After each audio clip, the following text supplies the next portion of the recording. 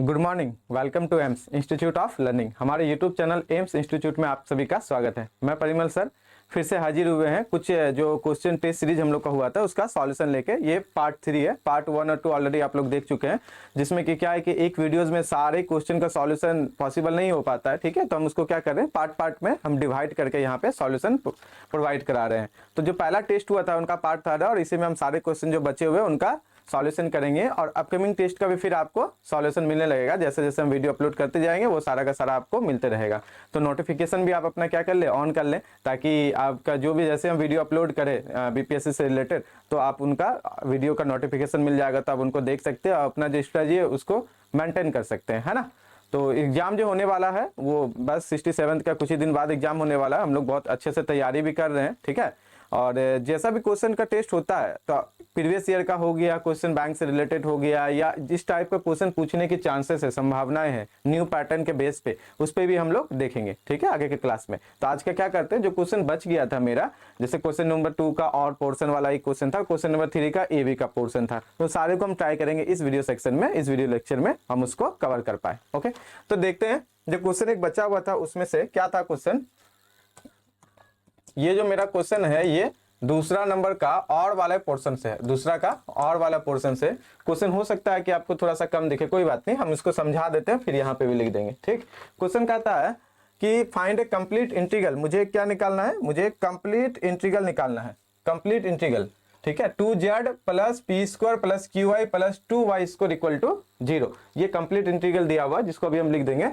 इसका complete integral निकालना, और हिंट्स में दिया है कि 4 पिट मेथड हम क्या कर सकते हैं, यूज कर सकते हैं। क्लियर है।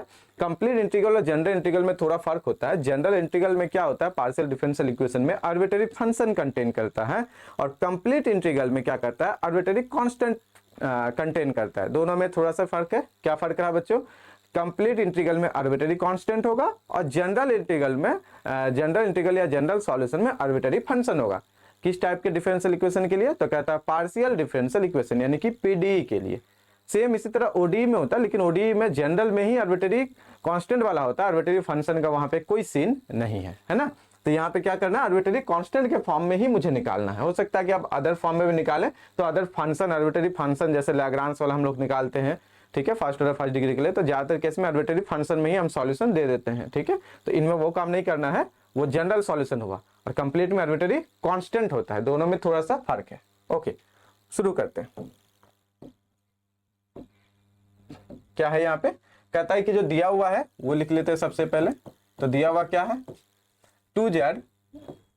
2z plus P square Q Y 2y square equal to 0, ये मुझे दिया हुआ है question. 2z plus P square plus Q Y plus 2y square equal to 0।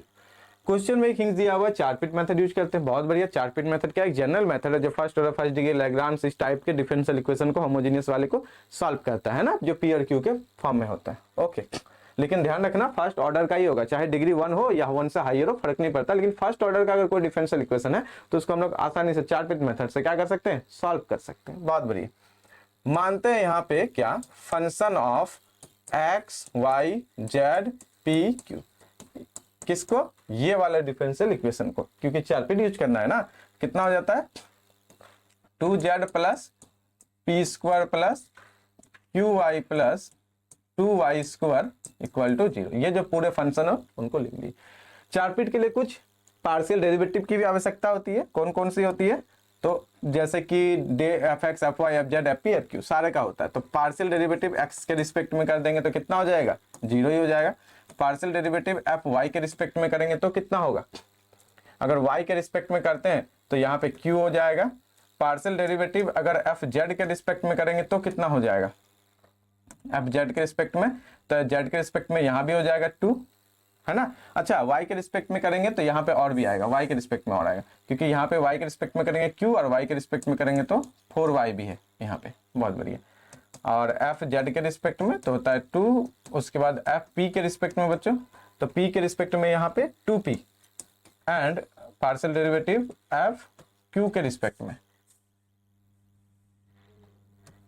f q के रिस्पेक्ट में, तो q के रिस्पेक्ट में यहाँ पे हो गया ओनली, इतना हो गया। अब क्या करने वाले हैं, 4 पिट मेथड यूज करने वाले। तो 4 पिट मेथड का ऑक्सिलरी इक्वेशन कितना होता है, the चारपीट्स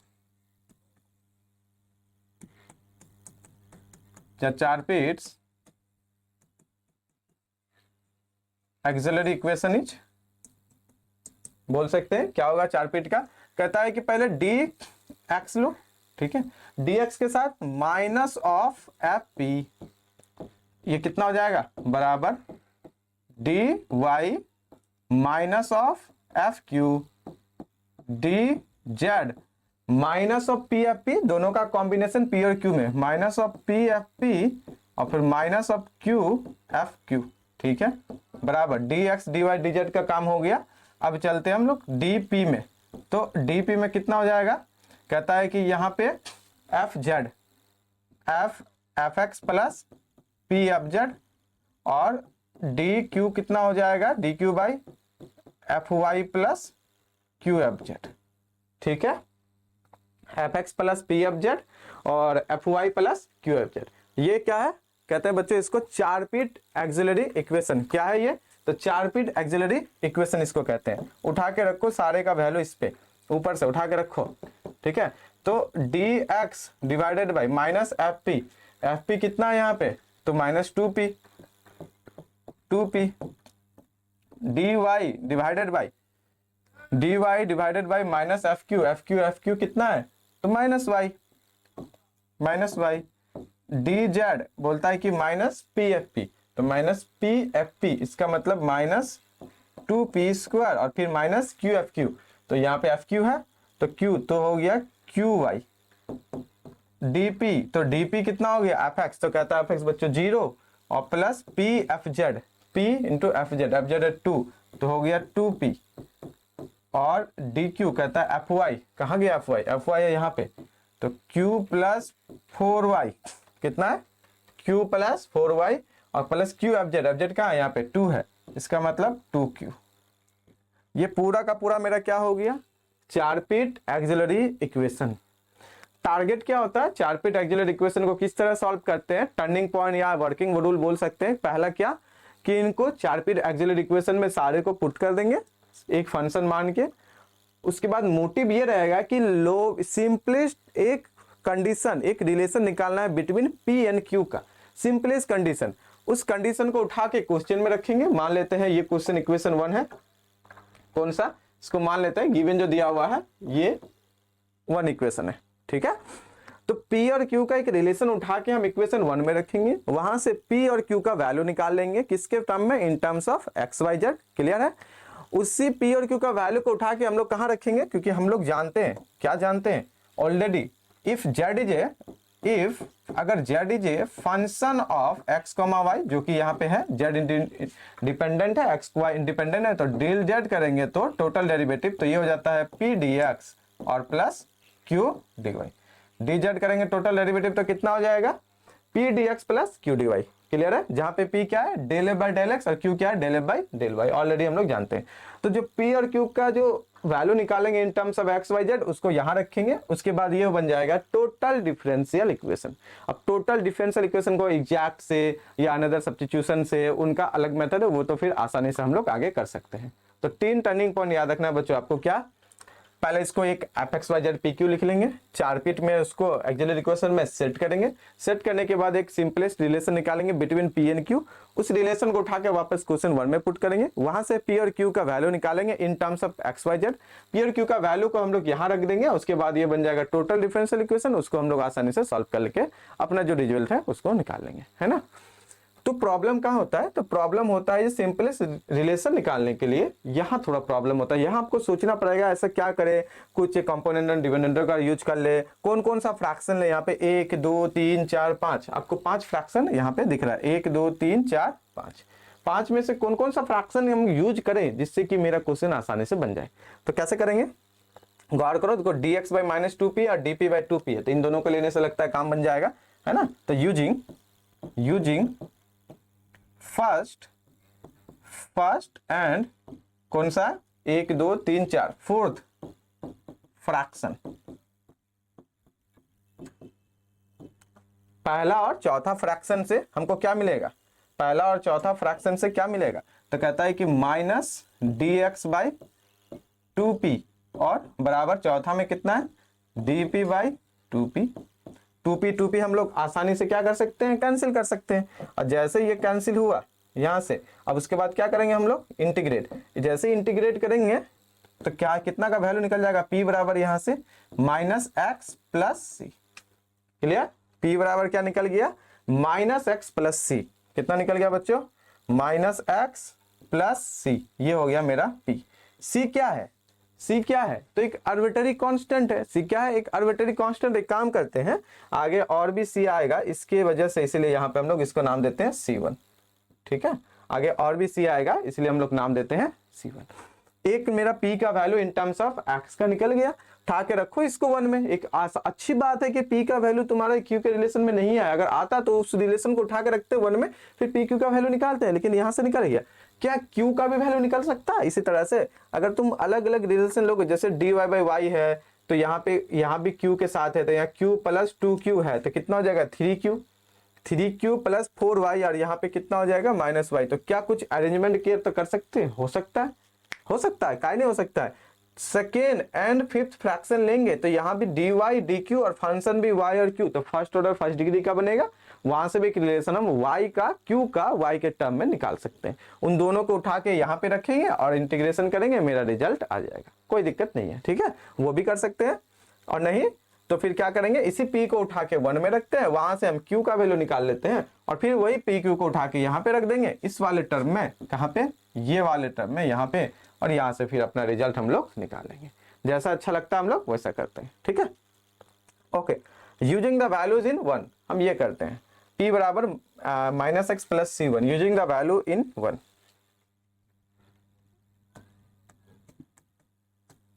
using the value of p बराबर minus x plus c1 in 1 we get, कितना निकलेगा।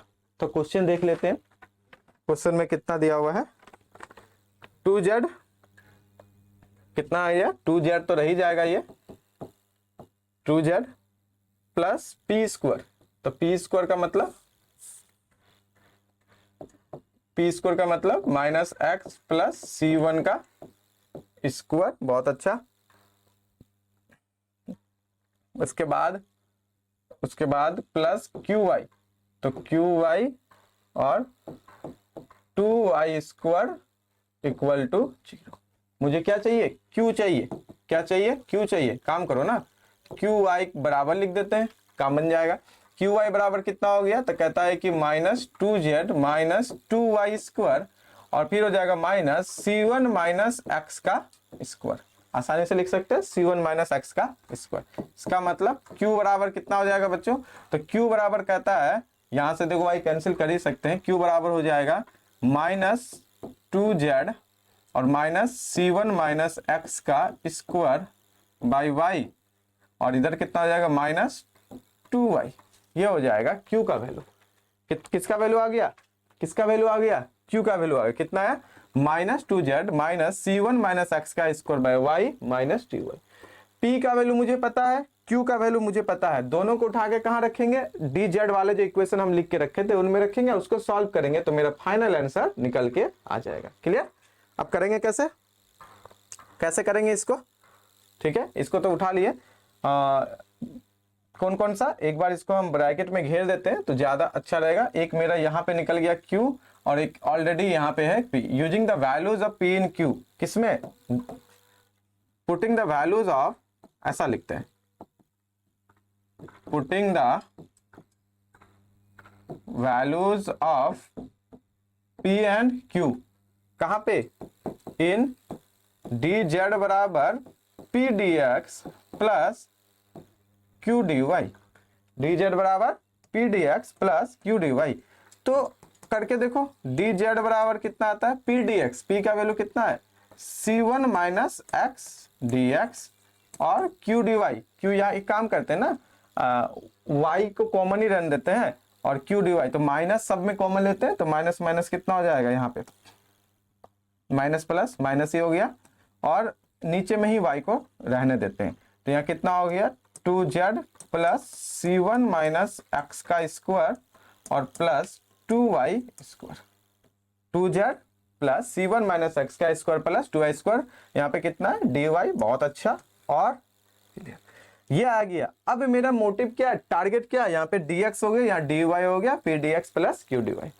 टारगेट है ये टोटल डिफरेंशियल इक्वेशन है dz dx dy, इनको सॉल्व करना। अब सॉल्व करने के लिए बहुत सारा मेथड हम लोग जानते हैं, पहले से भी पढ़े हुए हैं, जो ग्रेजुएशन ऑलरेडी कर चुके हैं तो वो 3rd ईयर में पढ़े होंगे या 6th सेमेस्टर में पढ़े होंगे, ठीक है। Second order total differential equation, simultaneous differential equation है ना, वो ऑर्डिनरी डिफरेंशियल इक्वेशन के पोर्शन में हम लोग ऑलरेडी देख चुके हैं। तो क्या करते हैं, इनको एक काम करते हैं ना, बाय एग्जैक्टनेस से, इंस्पेक्शन मेथड से भी हम लोग इसको सॉल्व कर सकते हैं। तो मल्टीप्लाई कर दो 2y स्क्वायर से, कितना से मल्टीप्लाई करेंगे, 2y स्क्वायर से, एक y यहाँ पे है ही और एक y से यहाँ से मल्टीप्लाई करके आसानी से कर देंगे।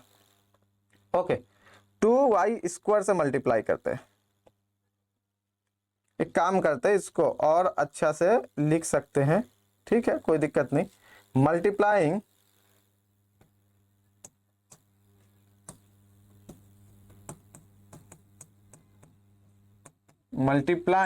Bye 2y square in both side, दोनों तरफ हम मल्टीप्लाई कर रहे हैं, किससे, 2y स्क्वायर से। क्यों, एग्जैक्ट बनाने के लिए। कितना निकल के आएगा मेरे पास, 2y स्क्वायर बराबर 2y square c1 minus x dx minus 2 से तो मल्टीप्लाई कर देंगे, एक y कैंसिल, एक y से तो हो जाएगा ऊपर, तो कितना हो गया 2y, इतना आ गया 2y, और यहाँ पे हो जाता है 2z। तो इस पूरे को ऐसे करते हैं 2z, ठीक है, बहुत बढ़िया, 2z plus c1 minus X का square plus 2y square, 2y क्योंकि यहाँ पे y स्क्वायर से किए हुए हैं मल्टीप्लाई, ठीक है, तो एक y तो यहाँ पे कैंसिल हो गया और एक 2y से कर दिए। अब इनको क्या करेंगे, थोड़ा सिंप्लीफाई करेंगे, इनको क्या करेंगे, थोड़ा सिंप्लीफाई करेंगे, ठीक है। सिंप्लीफाई करते हैं, इधर कितना है 2y स्क्वायर, तो 2y स्क्वायर, अच्छा बच्चों यहाँ पे देखो dz छूट गया मेरा, dz तो होगा ही ना, 2y स्क्वायर dz। उसके बाद इधर से भी कहीं से और फॉर्म कन्वर्ट हो सकता है कुछ, यहाँ से 2y स्क्वायर हो गया। अब ऐसा करो कि ये बाय इंस्पेक्शन मेथड या डी ऑफ करके ये कन्वर्ट हो जाए, ठीक है। और 2zy वाला भी इधर ले लेते हैं, z तो है ना यहाँ पे, इसके साथ ये वाला पोर्शन कौन सा है, ये dy का पोर्शन है, ये वाला पोर्शन कौन सा है, ये dy का पोर्शन है ना। यहाँ पे भी dy लिखना छूट गया है, 2y को dz, इसका मतलब एक जगह z है, इस z वाले को नेगेटिव साइड ले लेते हैं तो कुछ मेरा काम बन जाएगा। तो कितना है यहाँ पे 4yz dy, 4yz dy, ठीक है, प्लस 4yz dy। क्यों, आसानी से अगर हम 2 कॉमन ले लेंगे तो d of y square z लिख सकते हैं, कितना, d of y square z, जिसको इंटीग्रेट करेंगे तो y स्क्वायर z ही आने वाला है, ठीक है, इसीलिए हम कर रहे हैं। ओके, अब ये वाला पोर्शन खत्म, यहाँ का एक पोर्शन खत्म, बाकी इस सारे पोर्शन को हम एक तरफ अरेंज करते हैं। तो कितना हो जाएगा, हम थोड़ा देख के बताते हैं। ये हो जाएगा मेरा, हाँ ये इतना तो आ गया, उसके बाद हो जाएगा प्लस, दिख रहा है क्लियर, ओके, प्लस 2, एक काम करते हैं ना, यहाँ जगह छोटा पड़ रहा है, इसको अगले पेज पे ही करते हैं, ठीक है, अगले पेज पे ही करते हैं। ये हो जाएगा 2y square dz plus 4yz dy, ठीक है, 4yz dy। उसके बाद फिर हो जाएगा प्लस 2। अच्छा एक चीज और बच्चों यहाँ पे फोकस करना कि यहाँ पे जो c1 माइनस एक्स का स्क्वायर है, तो क्या इसको हम लोग x माइनस c1 का इसको नहीं लिख सकते, माइनस कॉमन लेके लिख सकते हैं। रीजन होगा ना, x को अगर वेरिएबल को पॉजिटिव लेंगे तो वहां से रिजल्ट निकालना मेरे लिए आसान हो जाएगा। ऐसी बात नहीं है कि नेगेटिव में निकलेगा, निकलेगा। तो हम लोग इसको क्या करेंगे, जैसे कि यहाँ पे है ना x माइनस c1 का स्क्वायर कर देंगे और यहाँ भी x माइनस c1 करेंगे, तो ये ताकि क्या हो जाएगा, ये नेगेटिव में हो जाएगा, तो नेगेटिव में ये पोर्शन होगा, तो वहां से भी हम आसानी से अपना रिजल्ट को लिख सकते हैं, इसीलिए कर रहे हैं और कोई बात नहीं है, ठीक है। तो यहाँ पे हो जाता है मेरा 2x माइनस a का स्क्वायर, वही बात है, अभी हमने यहाँ पे नेगेटिव कर दिए, ठीक है। और ये हो जाएगा y स्क्वायर dx ठीक, और फिर हो जाएगा plus 2y x minus A का स्क्वायर dy। ठीक, ये पूरा का पूरा मेरा आता है। फिर एक और 4y क्यूब वाला को कॉमन ही ले लेते हैं, ये तो डायरेक्ट ही इसका इंटीग्रेट हो जाएगा, है ना। तो 4y cube dy, 4y cube dy, सारे को क्या कर दिए, राइट लेफ्ट साइड लेके आ जाएंगे। सारे को क्या किया, लेफ्ट साइड में, जैसे ये सारा राइट साइड में, उनको लेफ्ट साइड लेके आ गया। यहाँ 2 to 4 और y square y cube dy आसानी से हो गया। इनका ये वाला टर्म ले लिया, c माइनस एक्स का, x माइनस c का स्क्वायर को सारे को लेफ्ट साइड लेके आके कर दिए। अब जैसे ये किए, इसका मतलब इसको लिख सकते हैं 2 कॉमन लेके, कितना 2 कॉमन ले लिए तो y स्क्वायर डी जेड और प्लस यहाँ पे 2yz हो जाएगा। तो इसका मतलब हो जाएगा d of y square z, लिख सकते हैं। y स्क्वायर को रख देंगे, z का dz, और फिर z को रख दिए y स्क्वायर का 2y और y का dy, तो हो जाएगा आसानी से ये। प्लस इतना, इसको क्या लिख सकते हैं, dx है dy है, क्या किया गया, बाय इंस्पेक्शन मेथड से इसको ट्राई किया गया है कि एग्जैक्ट बनाओ। नहीं तो एक मेथड आपको हम पहले भी बोल चुके, दो अलग अलग फ्रैक्शन लेके वहां से भी पी क्यू का वैल्यू उठा के हम डिजिट में रखेंगे, वहां से भी मेरा क्वेश्चन निकल जाएगा। ठीक है, ओके। उसके बाद क्या करेंगे, यहां से हो जाएगा ये डी ऑफ, कितना हो जाएगा ये पूरा, D of Y square X minus A का square, D of Y square X minus A का स्क्वायर। ठीक है, okay, plus 4y cube dy equal to 0, 4y cube dy equal to 0। अब क्या करने वाले हैं, कुछ नहीं, इंटीग्रेट करो। अब integrate on both side, integrating,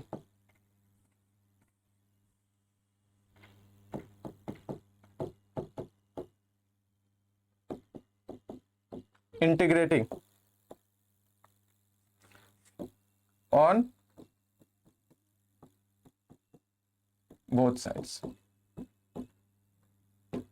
कितना आ जाएगा, इंटीग्रेट करेंगे तो 2 तो बाहर, इसका मतलब वाई स्क्वायर जेड प्लस ये इंटीग्रेट होगा तो Y square X minus A का स्क्वायर, ऑलरेडी जो एक्स माइनस ए, अच्छा एक्स माइनस ए लिए हुए थे कि एक्स माइनस सी लिए थे, कांस्टेंट क्या लिए हैं, कांस्टेंट हम यहाँ पे क्या लिए हुए, कहाँ गया, C1 है ना। तो C1 तो एक काम करते हैं, A और B में ही कर देते हैं कन्वर्ट, ताकि ए भी देखने में भी अच्छा लगता है कि ए भी आर्बिट्ररी क्या है, कांस्टेंट है, जो कि कंप्लीट इंटीग्रल वाला था। अदरवाइज हम C1 C2 भी लेके चल सकते हैं, कोई प्रॉब्लम नहीं है। तो जहां जहां मेरा क्या C1 है वहां पे A1 कर दो, मतलब A कर दो, वो अच्छा लगेगा ज्यादा देखने में। ये हो गया A, ठीक है, ये हो गया A, जहां पे A आर्बिट्ररी कांस्टेंट है।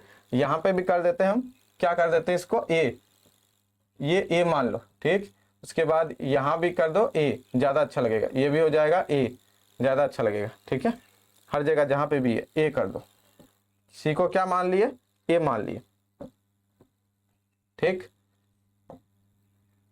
ये हो गया A, ये हो गया A, और अगला वाला कांस्टेंट क्या लेंगे, B ले लेंगे, अगला वाला। ये हो गया मेरा इतना, प्लस y क्यूब का y पर पावर 4, अब बराबर मान लेते हैं B। A और B दो मेरा क्या निकल गया, A और B दो मेरा आर्बिट्ररी कांस्टेंट निकल के आ गया, और यही मेरा हो गया कंप्लीट इंटीग्रल। कितना हो गया बच्चों, यही मेरा क्या हो गया, कंप्लीट इंटीग्रल,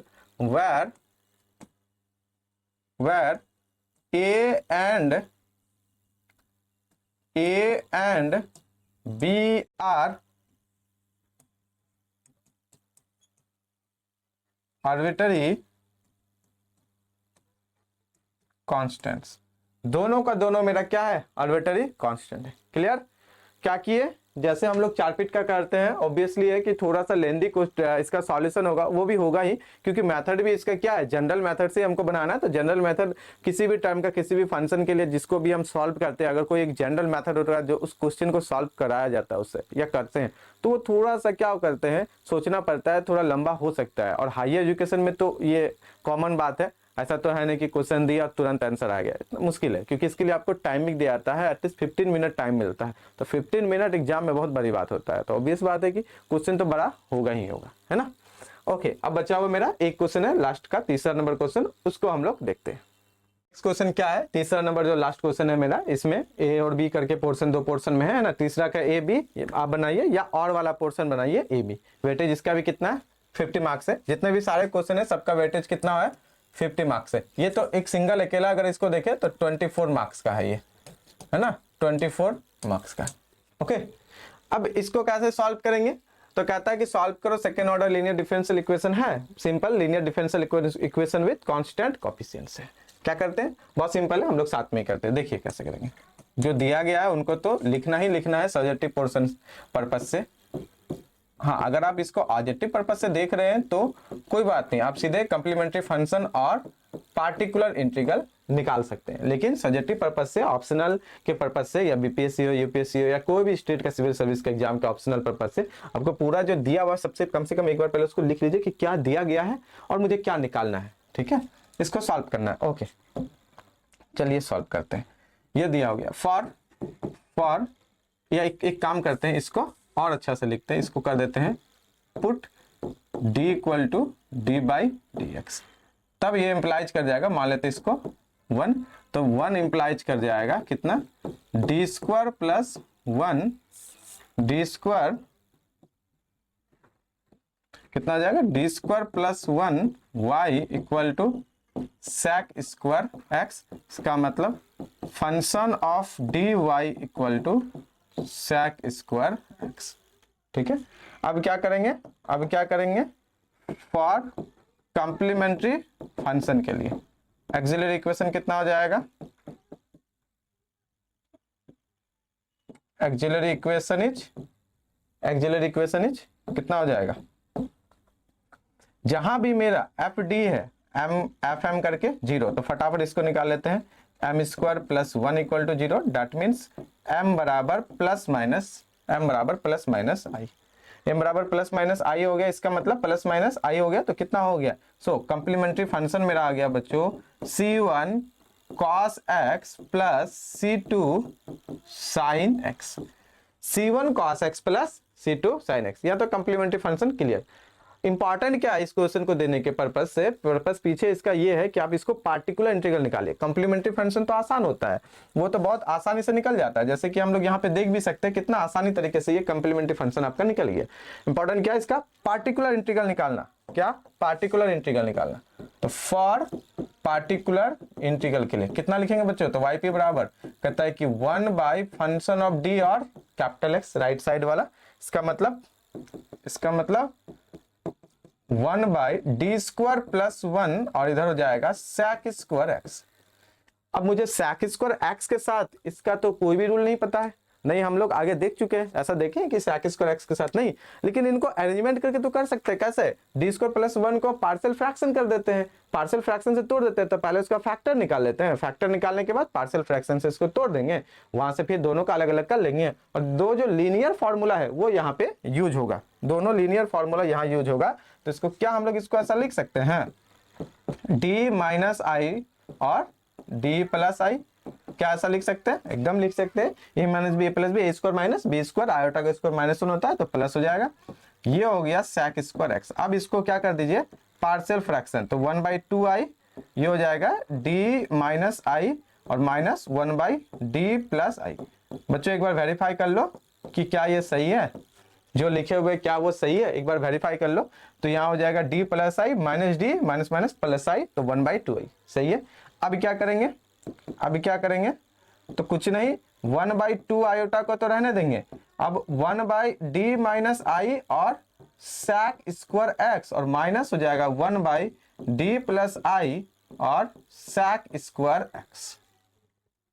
एक का निकालते हैं, 1/d minus i sec square x का पहले वैल्यू फाइंड करते हैं। जैसे इसका फाइंड होगा तो i की जगह माइनस आई रिप्लेस कर देंगे, तो दूसरा वाला भी मेरा आसानी से हो जाएगा। दोनों को सब्ट्रैक्ट करेंगे और जो कैलकुलेशन होगा कैलकुलेशन वाले पोर्शन को वर्क करेंगे, तो मेरा क्या निकल के आ जाएगा, पार्टिकुलर।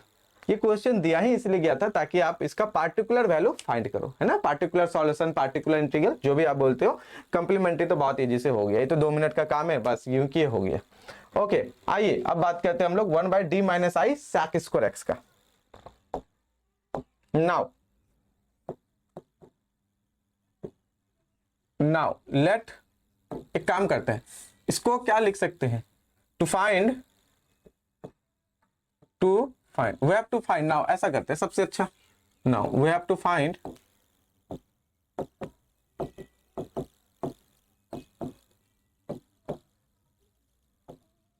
द वैल्यू ऑफ, किसका वैल्यू, 1/d-i और sec square x, 1/d-y sec square x। हम लोग एक फॉर्मूला जानते हैं बच्चों, अगर नहीं जानते हो तो यहाँ पे नोट कर लो। कौन सा फॉर्मूला, अगर नहीं जानते हो तो नोट कर लो, इस साइड में लिख देते हैं 1 अगर d माइनस ए और कैपिटल x होता है तो इसको क्या लिख सकते हैं, इसको लिख सकते हैं e to the power ax integration capital X e to the power minus ax dx। कहां से, तो linear differential equation of first order के हेल्प से हम लोग ये चीजें आसानी से निकाल सकते हैं, चाहे x कैसा भी फंक्शन हो लेकिन x का ही होना चाहिए, ये जो कैपिटल X है वो स्मॉल x का ही फंक्शन होना चाहिए, ठीक है। इसी के बेस पे हम लोग एक फॉर्मूला और लिखते हैं 1/d plus a capital X, जो x का फंक्शन होगा कैपिटल X, तो e to the power minus ax integration capital X e to the power ax और dx। इस दोनों में से जो भी फॉर्मूला का यहाँ पे देखते हुए आपको लगता है आप उनका आसानी से यहाँ पे क्या कर सकते हैं, यूज कर सकते हैं। क्लियर है, दिख रहा है। अब इनका यूज यहाँ पे कैसे करेंगे, तो क्या इसको हम लोग ऐसा लिख सकते हैं, कैसा, 1/d-i, तो i क्या है, a के जगह पे है, और sec स्क्वायर x का ही फंक्शन है, कोई प्रॉब्लम नहीं है, तो लिख सकते हैं e to the power i x, एकदम सही। और यहाँ पे हो गया sec square x into e to the power i x और dx, sec square x e to the power i x dx। i कितना होगा, अंदर हो जाएगा माइनस में, क्योंकि यहाँ माइनस है, तो कौन सा फॉर्मूला, पहला वाला फॉर्मूला। क्लियर, अब पहले वाले फॉर्मूले से लिख दिए तो आगे कैसे चलेगा, तो अब इसको तो सॉल्व भी करना है, ix e to the power iota x को लिख सकते हैं cos x minus iota sin x। अब ये हो गया यहाँ पे sec स्क्वायर x dx। अब क्या करेंगे, कुछ नहीं, इंटीग्रेशन का वर्क बचा है, cos x कट गया तो एक बच गया यहाँ पे sec x माइनस आयोटा, और एक sec तो 1/sin हो गया, एक cos कर देंगे तो हो जाएगा tan x, और एक sec को हम लोग रख दिए, ये पूरा हो गया dx, ठीक है, e to the power iota x। sec x का क्या होता है बच्चों, इंटीग्रेशन, तो sec x का कहता है कि ln, हम tan वाला यूज कर रहे हैं, ln tan π/4 plus x/2, ln tan π/4 plus x/2, और आयोटा रह गया sec x into tan x का इंटीग्रेशन कितना होता है, तो कहता है कि sec x ही तो होता है, sec x into tan x का कितना होता है, sec x होता है। ये मेरा एक पोर्शन मेरा यहाँ पे दिख रहा है कि निकल गया sec, ठीक है, ओके। दूसरा वाला भी पोर्शन देखते हैं। सिमिलरली क्यों, क्या करेंगे, सिमिलरली हम लोग 1/d प्लस आयोटा और sec स्क्वायर x का कर सकते हैं, सेम टू सेम। फर्क क्या दोनों में, फर्क है कि यहाँ पे माइनस आयोटा था और यहाँ पे प्लस आयोटा है, बस इतना ही तो फर्क है।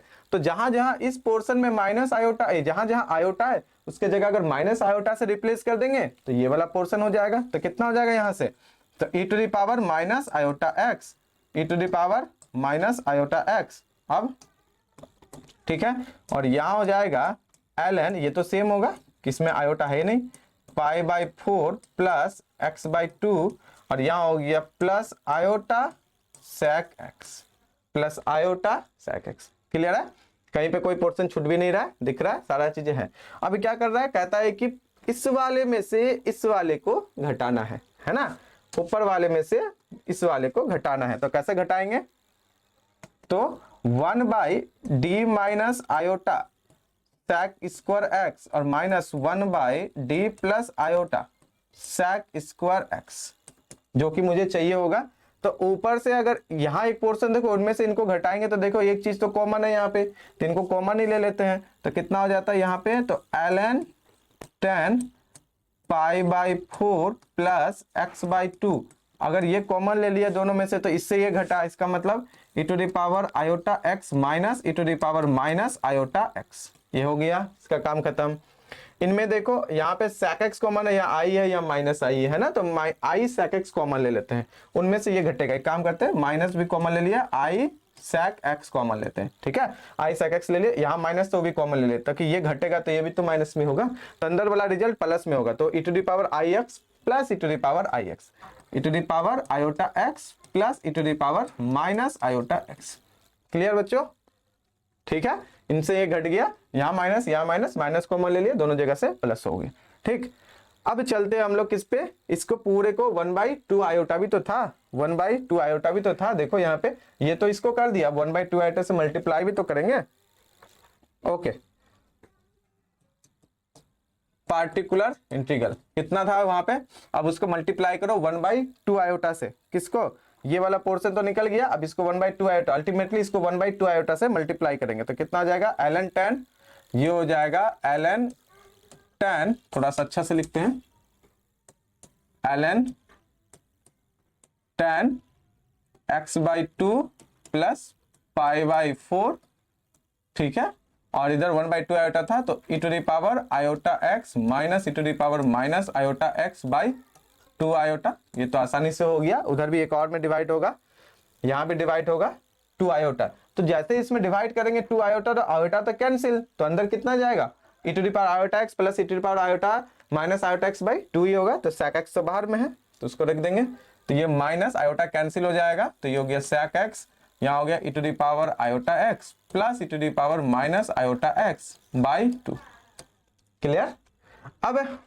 अब कुछ भी नहीं, हम लोग जानते हैं किससे, किसके हेल्प से, ट्रिग्नोमेट्रिक के हेल्प से, कि ये वाला किसका फॉर्मूला होता है और ये किसका फॉर्मूला होता है। तब जब तक हम यहाँ लिखते हैं तब तक बच्चों तुम लोग सोचो क्या होगा अब, क्योंकि रियल का कर रहे हैं, फॉर्म में है मेरा क्वेश्चन, तो जाहिर सी बात है हम सॉल्यूशन भी रियल नंबर सिस्टम या रियल फील्ड से ही हम देना चाहेंगे जब मेरा क्वेश्चन क्या हो, रियल के फॉर्म में हो। तो ये किसका फॉर्मूला हो जाएगा, ये कहता है कि साइन एक्स का हो जाएगा, और माइनस ये हो गया सेक एक्स, और ये किसका हो जाएगा, तो कहता है कि ये कॉस एक्स का फॉर्मूला हो जाएगा।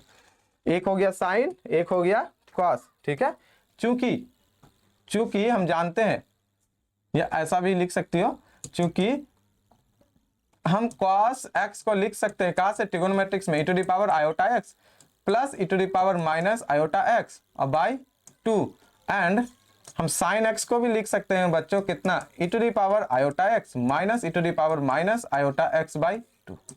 ठीक है, minus e to the power minus iota x/2। ठीक, e to the power minus iota x, इन दोनों का हेल्प से हम कर दिए यहाँ पे। इसका मतलब यहाँ फाइनल मेरा आंसर कितना हो गया, yp, तो कहता है कि yp बराबर ln, एक काम करते हैं sin x को पहले लिखते हैं, तो ये हो जाता है sin x और ln, ये हो गया tan x/2 प्लस π/4, और minus sec x into cos x कितना होगा, 1, sec x into cos x 1। Clear? और कुछ है इसमें, कुछ भी नहीं। Hence, the general solution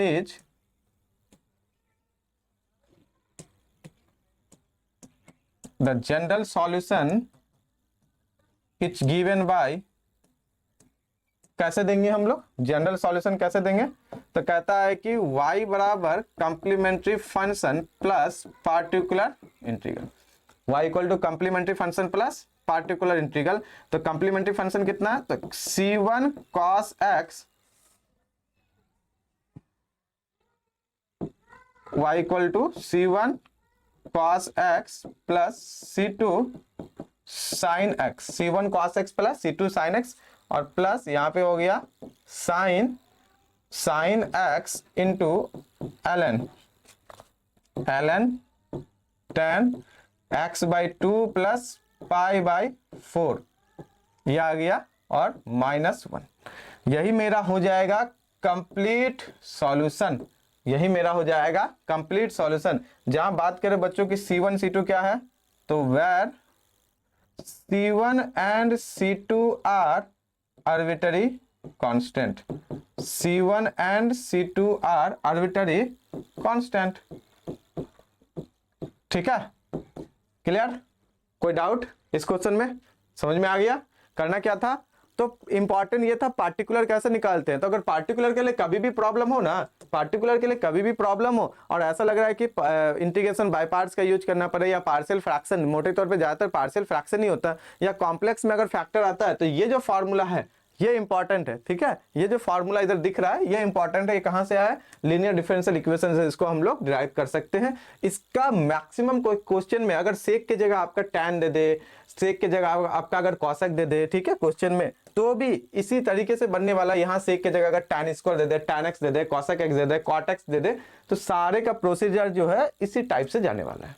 या तो ऐसा होगा और नहीं तो फिर पार्टिकुलर इंटीग्रल में क्या करेंगे, रियल पार्ट और इमेजिनरी पार्ट से वर्क करेंगे। जैसा होगा, अगर साइन कॉस में कॉम्प्लिकेटेड है तो रियल पार्ट और इमेजिनरी पार्ट में वर्क करेंगे, और अगर सेक कोसेक कॉट दे देता ऐसा कुछ टैन वगैरह, तो फिर हम इसी तरह से, अगर टूट पाता है पार्शियल फ्रैक्शन में, ये टूट पाता है चाहे रियल में फैक्टर में हो या इमेजिनरी फैक्टर हो, फर्क नहीं पड़ता है, अगर टूट जाता है तो हम लोग इस तरह से कर सकते हैं। ठीक, ओके, बढ़ते हैं अगले क्वेश्चन की तरफ। ये 3 का बी नंबर दिख ही रहा आपको यहाँ पे, ठीक है, इसका सॉल्यूशन करेंगे। कहता है कि ये क्वेश्चन किससे, पार्शियल डिफरेंशियल इक्वेशन से है। और क्वेश्चन अगर आपको नहीं दिख रहा है तो कोई बात नहीं, क्वेश्चन हम अभी यहाँ पे लिख देंगे, लेकिन क्वेश्चन को समझते हैं। कहता है कि r बराबर दिया हुआ है a square t plus e to the power xy, जहाँ पे r क्या आपका मतलब सेकेंड ऑर्डर पार्शियल डेरिवेटिव है, नोटेशन हम लोग जानते हैं। जहाँ पे -1 नहीं है तो इसको क्या करो, सॉल्व करो, सिंपल बात है, यहाँ पे इसको हमको सॉल्व करना है, ठीक है।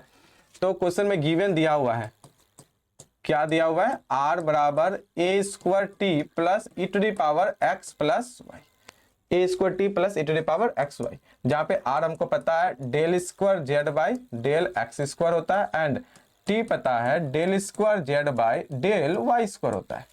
इसका मतलब ये लीनियर डिफरेंशियल इक्वेशन है, मतलब differential equation with constant coefficient वाला ही पोर्शन से है। कहां पे, पार्शियल डिफरेंशियल इक्वेशन से, ऑर्डिनरी से नहीं है, पार्शियल से है। तो इनका भी सेम तरीके से सॉल्यूशन होगा, complementary function plus particular integral, ठीक है।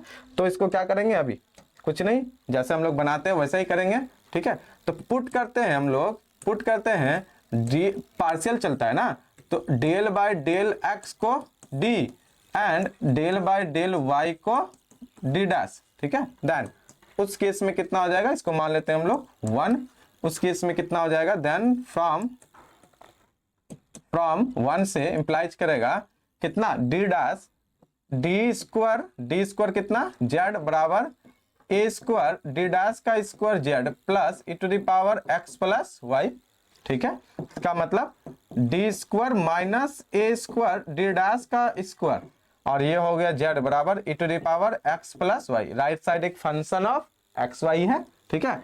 अब इसका हम लोग क्या करेंगे, for complementary solution, for complementary function भी बोल सकते हैं, या कंप्लीमेंट्री सॉल्यूशन के लिए ऑक्सिलरी इक्वेशन क्या होगा बच्चों, ऑक्सिलरी इक्वेशन इज, तो कहता है जहां जहां डी है वहां m पुट करो, जहां डी डैश है वहां 1 पुट करो। इसका मतलब m square minus a square equal to 0, जहां से हम m का वैल्यू निकाल सकते हैं प्लस माइनस ए। m का वैल्यू क्या निकालेंगे, प्लस माइनस, जहां m है वहां पे, जहां d है वहां m पुट करेंगे, जहां d डैश है वहां पे 1 पुट करेंगे। अगर ये निकल गया तो इसका कंप्लीमेंट्री फंक्शन हम लोग कैसे देते हैं, 100 कंप्लीमेंट्री फंक्शन इक्वल टू, कहता है कि मान लेते हैं ये f1 आर्बिट्ररी फंक्शन हो गया, f1 y plus mx, m की जगह a ले लो एक बार, ax हो गया, और प्लस f2, ठीक है, f2, और यहाँ पे कितना हो गया, y माइनस ax, जहां पे f1 और f2 दो आर्बिट्ररी क्या फंक्शन है जो यहाँ पे कांस्टेंट का काम करेगा, है ना। जैसे हम लोग लेते हैं आर्बिट्ररी कांस्टेंट, यहाँ पे आर्बिट्ररी फंक्शन आने वाला है, आर्बिट्ररी फंक्शन आ जाएगा। ओके, अब चलते हैं पार्टिकुलर इंटीग्रल। तो पार्टिकुलर इंटीग्रल कैसे देखेंगे इसका,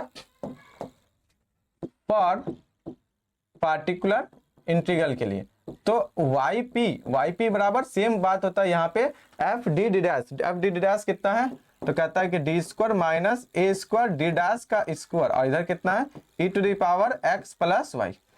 बच्चों हम लोग एक शॉर्टर मेथड जानते हैं, क्या जानते हैं, अगर function of right side ax plus by हो और यहाँ पे f डी डैश हो, तो x का कोफिशिएंट d में पुट कर दो और y का कोफिशिएंट d डैश में कर दो। और ध्यान रखो कि ये कितना ऑर्डर का डिफरेंशियल इक्वेशन था, 2 ऑर्डर का, तो इसको 2 बार इंटीग्रेशन करो। तो हम यहाँ पे डायरेक्टली पुट करते हैं, x का हो गया यहाँ पे 1 और यहाँ पे y का भी कोफिशिएंट 1 है जो d डैश में पुट होगा, तो 1 माइनस ए स्क्वायर, और इसको 2 बार इंटीग्रेशन करेंगे e to the power x को किसके रिस्पेक्ट में, ax प्लस by, यानी कि x प्लस y के ही रिस्पेक्ट में करना है। तो कुछ देर के लिए x प्लस y को मान लेते हैं t, तो e to the power t को 2 बार इंटीग्रेट करोगे तो वही तो आएगा घूम फिर के, तो ये कितना हो जाएगा e to the power x plus y, और ये हो गया मेरा कितना, ये तो आसानी से एक ही लाइन में कंप्लीट हो गया। अब ये आया कैसे, अब ये आया कैसे, उसको हम लोग अगले पेज में देख लेते हैं। हम लोग जानते हैं, अगर आप डायरेक्ट लिखना चाहेंगे इनको तो इनके साथ में फॉर्मूला लिख दीजिए, ताकि एग्जामिनर को पता चल जाए, नहीं आपको पता है, आप कहीं से कॉपी पेस्ट नहीं किया, आपको पता है कि किस फॉर्मूले के बेस पे आप ये लिख रहे हो। अगर ये आ गया तो है सॉल्यूशन क्या होगा मेरा, हम पहले सॉल्यूशन लिख देते हैं, फिर उसके बाद हम लिख देंगे आगे, ठीक है। हैंस जनरल सॉल्यूशन इज,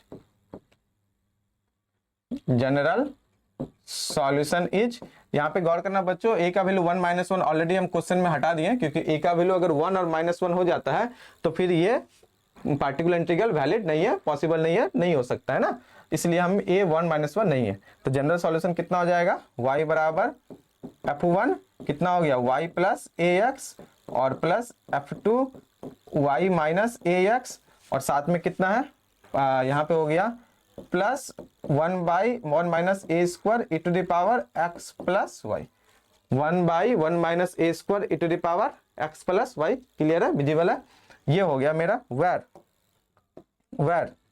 ये मेरा फाइनल आंसर है, ठीक है। इसको एक बॉक्स में घेर देते हैं, ये फाइनल आंसर है मेरा वेर, ये हो गया आंसर। जहां पे अगर हम बात करें तो f1 एंड f2 आर, ये क्या है, arbitrary function, arbitrary function. f1 और f2 कितना है बच्चों, कहता है ये दोनों का दोनों ही मेरा आर्बिट्ररी फंक्शन है, ठीक है, दोनों का दोनों ही मेरा आर्बिट्ररी फंक्शन है। हाँ, अब बात करते हैं कि हम रूल कौन सा यूज किए थे।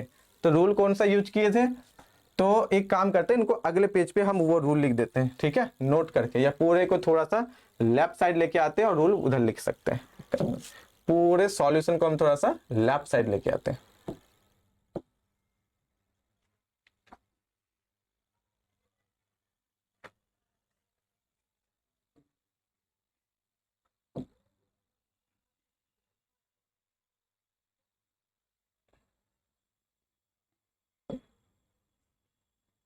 ठीक है, अब वो रूल लिखते हैं इस साइड में,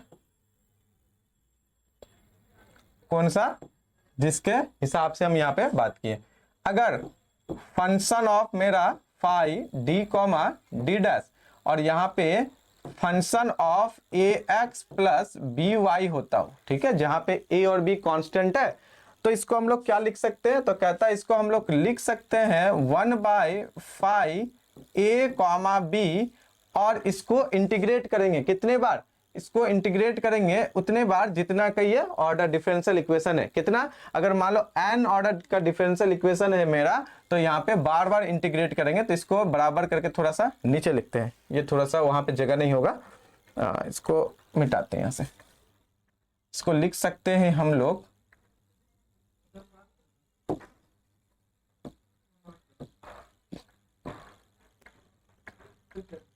ठीक है, ये हो जाएगा बराबर 1/फाई ए कॉमा बी, और ये इंटीग्रेशन हो जाएगा कहां तक, ये हो जाएगा f a x plus b y. कितने टाइम्स, जितने टाइम उसको इंटीग्रेशन करेंगे, कितने टाइम, जितना और टाइम, जितना बार मेरा क्या, जितना ऑर्डर का डिफरेंशियल इक्वेशन है उतना ही टाइम्स वो इंटीग्रेट हो जाएगा।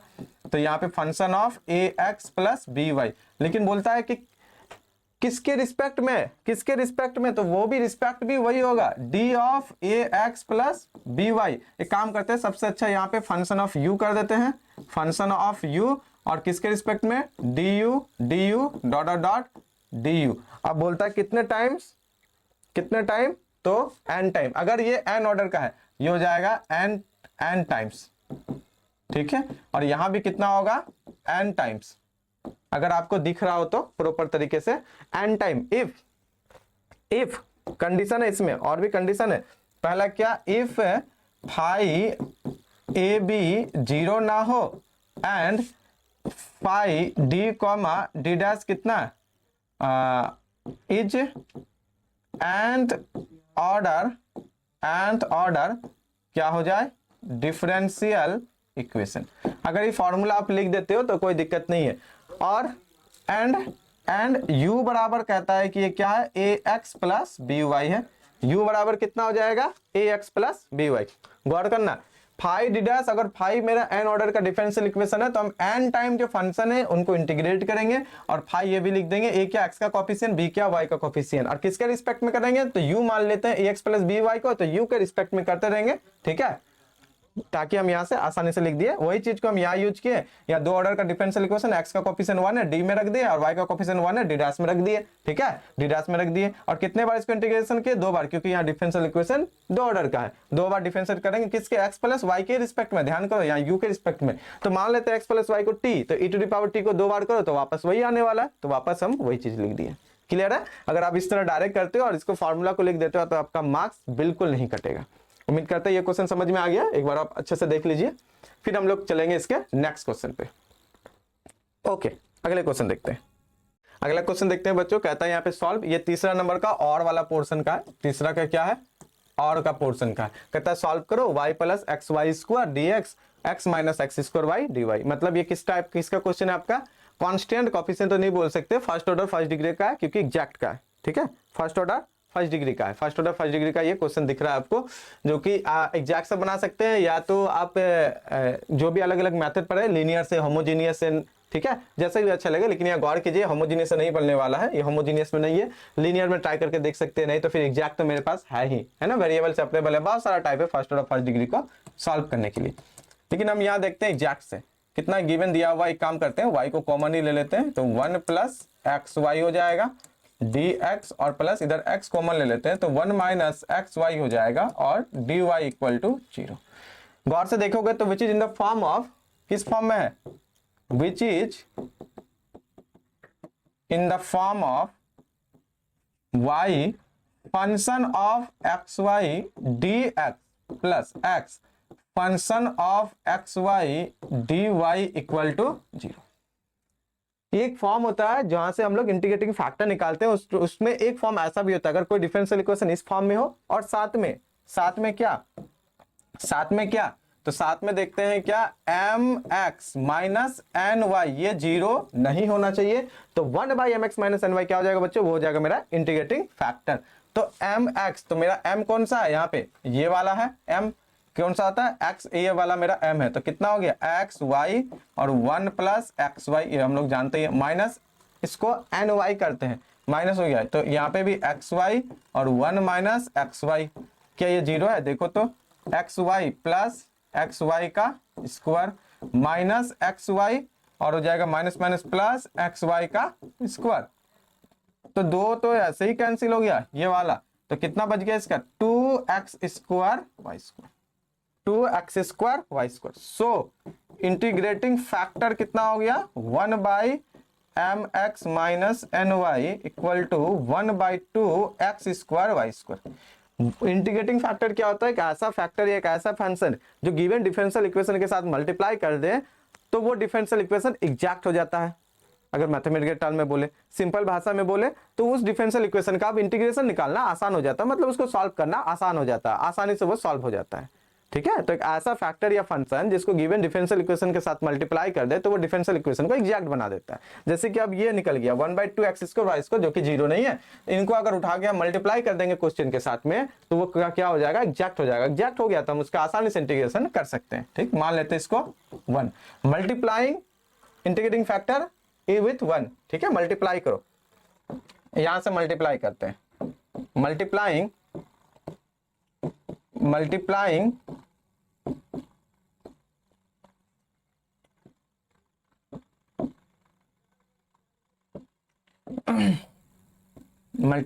Integrating factor with 1। अब हमको क्या मिलेगा, we get the exact differential equation, exact differential equation मिलेगा। तो बच्चों कैसा होगा वो भी देख लेते हैं थोड़ा सा इस साइड में। फ्रॉम 1 से मल्टीप्लाई करने के बाद उसके बाद देखते हैं तो कैसा मिलेगा। तो कहता है इसको मल्टीप्लाई करो किससे 2x स्क्वायर वाई स्क्वायर से। तो पहले तो ये खत्म, सबको अंदर में कर देते हैं, ठीक है। तो हो जाएगा यहाँ पे 1 plus x y by 2x square y, ये हो गया dx, और फिर प्लस हो जाएगा 1 माइनस एक्स वाई, इतना आ जाएगा 1 minus x y, x cancel हो जाएगा तो हो जाएगा 2y square, 2x y square dy, और ये हो गया आसानी से 0। काम करो 2 को भी मल्टीप्लाई कर लेते हैं, हटा देते हैं उधर, 2 तो कांस्टेंट है, और बाकी फंक्शन को क्या करेंगे हम डिवाइड कर देंगे और कुछ नहीं। ओके, राइट साइड में मल्टीप्लाई करोगे तो 0 ही तो होगा, तो यहां से कर दो तो कितना हो जाएगा, तो 1 by x square y, 2 constant है हम उसको हटा सकते हैं, कोई प्रॉब्लम नहीं है, कोई इशू नहीं है, ठीक है। और प्लस एक्स वाई कैंसिल हो जाएगा तो कितना हो जाएगा 1 बाई एक्स, ये पूरा का पूरा हो गया मेरा dx, और यहाँ पे हो जाता है 1 बाई 2x वाई स्क्वायर, और माइनस ऊपर हो जाएगा y बाई 2, तो कैंसिल ही हो गया, 2 को नहीं लिखते, 2 तो राइट साइड चला गया। ओके, तो यहाँ पे एक्स वाई कैंसिल हो गया तो हो गया, ऊपर से y भी कैंसिल हो जाएगा, ठीक है, y भी कैंसिल हो गया, एक्स वाई, तो नीचे में कितना बचा y, 1 बाई वाई, और ये हो गया dy 0। क्लियर है, विजिबल है, ठीक है। एक्स वाई कैंसिल हो गया तो 1 बाई वाई हो गया, यहाँ पे अगर हम करते हैं तो 2x वाई। अब इसका जनरल सॉल्यूशन कैसे देंगे, ये क्या एग्जैक्ट डिफरेंशियल इक्वेशन है, ये क्या है एग्जैक्ट है, so the general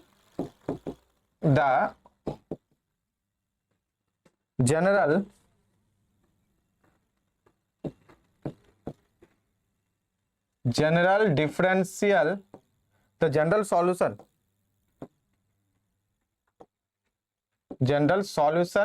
is given by, कैसे करेंगे जनरल सॉल्यूशन, तो कहता है कि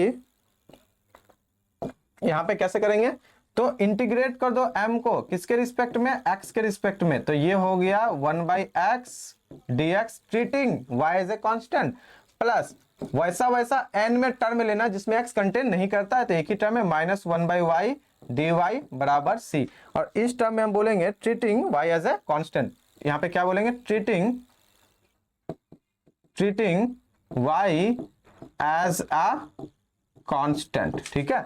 जैसे ही y को ट्रीट करोगे कांस्टेंट तो कितना हो जाएगा बच्चों, तो यहाँ पे हो जाएगा माइनस 1 बाई एक्स वाई, और प्लस हो जाएगा ln मॉड x, और यहाँ पे माइनस ln मॉड y, ठीक है, और बराबर c, minus 1 by x y plus mod ln x minus mod ln y, आप चाहो तो mod ln mod x by y भी कर सकते हो, ठीक है, सिंप्लीफाई करके इक्वल टू c। ये जो मेरा रिजल्ट अभी निकल के आया, यही मेरा हो जाएगा जनरल सॉल्यूशन। फर्स्ट ऑर्डर का डिफरेंशियल इक्वेशन का था तो एक ही आर्बिट्रेरी कांस्टेंट आया, ये हो जाएगा मेरा जनरल सॉल्यूशन। अगर हम बात करें सी का तो कहेंगे कि सी इज एन आर्बिट्रेरी कांस्टेंट,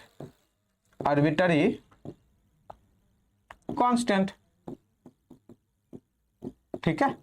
सी क्या है बच्चों मेरा, तो कहता है कि सी आर्बिट्रेरी मेरा कांस्टेंट है, और यही मेरा हो गया सॉल्यूशन। इसमें करना कुछ नहीं था, अगर आपको एग्जैक्ट डिफरेंशियल इक्वेशन आप पढ़े हुए हैं और उसका इंटीग्रेटिंग फैक्टर अगर आपको निकालने आता है तो फिर ये क्वेश्चन कुछ नहीं है, बस बहुत ही सिंपल है, ठीक। और ये 15 नंबर का है भी नहीं, लेकिन फिर भी कुछ क्वेश्चन आपको टफ मिलेगा तो कुछ क्वेश्चन जाहिर से बात है एग्जाम में इजी मिलेगा, तो दोनों का कॉम्बिनेशन रहेगा।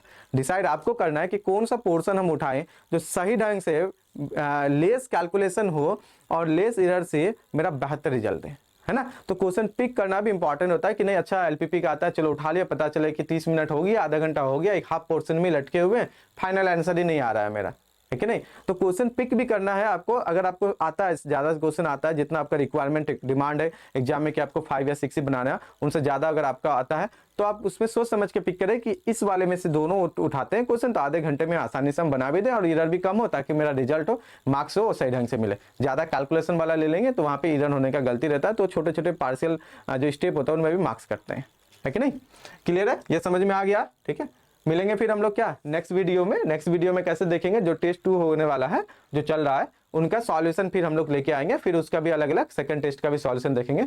तो आप बने रहिए हम लोग के साथ, जो स्टूडेंट हायर का प्रिपरेशन कर रहा है या मैथ ऑप्शनल लेके, जरूरी नहीं है मैथ हो गया यूपीएससी के लिए, बीपीएससी के लिए, या आईआईटी जैम के लिए हो गया, या एमएससी एंट्रांसेस अदर यूनिवर्सिटी में हो गया, सेंट्रल यूनिवर्सिटी में हो गया, है ना, आईआईटीज एनआईटीज जिसमें भी प्रिपरेशन करते हैं, या जिसको मैथ सीखने की इच्छा हो, आगे का सोचने की इच्छा हो, लगता है कि नहीं कुछ इसको सीखते हैं, एकदम शानदार चीज़ है, या एज ए कैरियर अपॉर्चुनिटी भी देखते हैं, तो उनके लिए मेरा यूट्यूब चैनल क्या है, बहुत ही हेल्पफुल है। वो रेगुलर मेरा वीडियोस देख सकते हैं, वहाँ से बहुत सारे चीज़ों को उनको वहाँ से अंडरस्टैंडिंग मिलेगा, समझ में आएगा कैसे करना है। जरूरी नहीं है कि पूरा टॉपिक ही पढ़ना है, क्योंकि जो क्वेश्चन हम डील करते हैं साथ ही साथ उनका हम क्या करते हैं, उसको जो रिलेटेड कॉन्सेप्ट है या थ्योरी है या फॉर्मूला है वो सारा हम यहाँ पे कर देते हैं, ताकि वो हेल्प करे आपको समझने में। उस टाइप के क्वेश्चन को अगर आगे आप बनाते हैं तो उसको बनाने में आपको क्या करेगा, हेल्प करेगा, है ना। तो अगर वीडियोस अच्छा लगा तो अपने दोस्तों के साथ लाइक करें, सब्सक्राइब करें मेरे चैनल को, शेयर करें, ठीक है। मिलते हैं एक नए वीडियो के साथ, तब तक के लिए जय हिंद।